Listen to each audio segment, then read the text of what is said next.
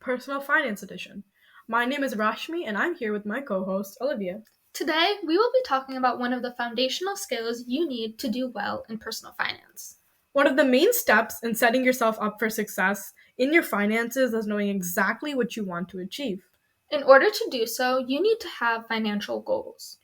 But don't worry, we will be walking you through the different steps and even give you examples along the way. So, what exactly are financial goals? Well, financial goals are specific objectives you can set to achieve a desired financial outcome. These goals provide a clear sense of direction and purpose for managing money and making financial decisions. This can serve like a roadmap for budgeting, saving, investing, and spending, helping individuals prioritize their financial resources effectively. Just to add on to that, having financial goals ensures financial security and the ability to work towards your desired lifestyle. Correct. All goals boil down to what Olivia just mentioned. But in order to reach that goal, you need to set a realistic goal. Let's walk through the factors. The first one is your age group. As you go through different stages in life, your priorities vary, which is why that is the first thing to consider.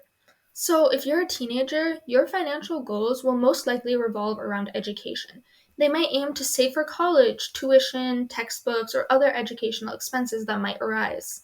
Learning to budget and manage your part-time job's income effectively is crucial during this stage to prepare for future financial responsibilities. Like saving a portion of the earnings is also important to set a foundation for financial success in adulthood. For young adults, you'll most likely be focusing on paying off student loans and credit card debt to start with a clean financial slate. Building an emergency fund and learning to budget are essential skills to master. Some long-term goals for young adults might include saving for a down payment on a home, investing for the future, and establishing a retirement savings plan. And when you're in your late 20s and into your 30s, individuals often aim to save for major life events like buying a house, purchasing a car, and perhaps starting a family. Setting up an investment portfolio to grow wealth also becomes a priority. Retirement savings should start in earnest as early investments have more time to compound. In the 40s to 60s age range, stability is key, and financial goals may include paying off your mortgage, fully funding children's education, and ensuring an adequate life and health insurance coverage. Retirement savings must be a priority focus at this point. For people in the 60-plus age range is when you're retired. Retirees need to ensure that their finances can sustain the desired quality of life throughout retirement. Budgeting and managing expenses become crucial as retirees are usually on fixed incomes now. And estate planning, such as creating wills and trusts, is also important during this period. All of these topics will be discussed in more detail in future episodes. This is just to help you gauge where you are at your current stage in life. Something else you want to consider is your personality traits. Are you risky or safe? Ambitious or just trying to make ends meet? Or just what's your general interests? If you're risky, you're probably more inclined to set ambitious financial goals. You might seek higher returns by investing in stocks, starting a business, or just venturing into riskier investments. These financial goals might include building substantial wealth, even if it comes with a higher chance of losses. If you're safe, you may focus on preserving your money by focusing on low-risk investments, like bonds or savings accounts. These goals could include financial security, avoiding debt, and maintaining a stable but potentially lower rate of return, which means a little less profit. If you're ambitious, you might want to take the riskier route, whereas if you're just trying to make ends meet, you'll most likely go safer. Your interests play a role as well. If you're interested in traveling a lot, you will probably set financial goals related to saving for those trips and exploring new destinations. Environmentalists may prioritize goals related to sustainable and responsible investing, such as putting money into green energy projects or eco-friendly companies. Tech enthusiasts will most likely invest in tech stocks or set goals related to buying the latest gadgets or investing in emerging tech industries. The next factor is figuring out if your goal is short, intermediate, or long-term. That way, you'll know how extensively you need to plan your goal out. Short term would be within a year, intermediate around 5 years, and long term anything longer than that. For this factor, a lot of different types of goals can be put into these terms because everyone has different financial statuses, so some might take longer than others. So now we went over the main factors you have to consider. But how do you set up your goal? Well, there's this acronym called SMART.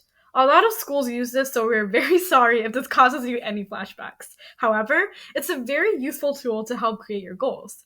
What does this acronym stand for, Olivia? Specific, measurable, achievable, realistic, and time-based. Bingo, you've been paying attention in school. Now, let's explain this through an example. Let's say you've accumulated credit card debt. We can approach this problem by setting a financial goal through the SMART method. First word is specific. The specific goal is to pay off your credit card debt in full. Measurable. You need to know how much money you owe. Let's say you owe $3,000. Achievable. To achieve the goal, you need to take actionable steps that will help you track your progress. Let's say you'll pay $300 plus interest every month. Realistic. If you're willing to pick up extra shifts at work, cut your entertainment budget, and stop borrowing more, that's realistic. Hoping to get a promotion or win money by gambling is not. Finally, the last part, time-based. By applying the $300 a month plus interest, you will achieve your goal in 10 months. So now your SMART financial goal is this. I will pay off my $3,000 in credit card debt in 10 months by putting $300 a month plus interest towards it.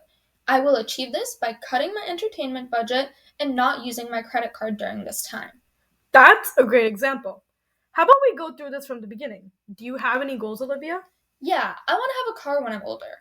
Well, that's pretty vague, Olivia. Let's start out by figuring out the situation in which you're trying to achieve this. First, let's consider the age group you fall in and your personality. So I'm a teenager and I'm interested in having an environmentally friendly vehicle. Since you're a teenager, when do you want to have this car? Well, I would want to have it about 5 years from now once I'm in college. I want a car that can last me throughout college. Okay, so this would be an intermediate term goal. Now let's put all of this together now that we know about you and put it into a more focused SMART goal. Sure, so we know that I want specifically a environmentally friendly car and something affordable, maybe a used hybrid vehicle, usually costs up to $10,000.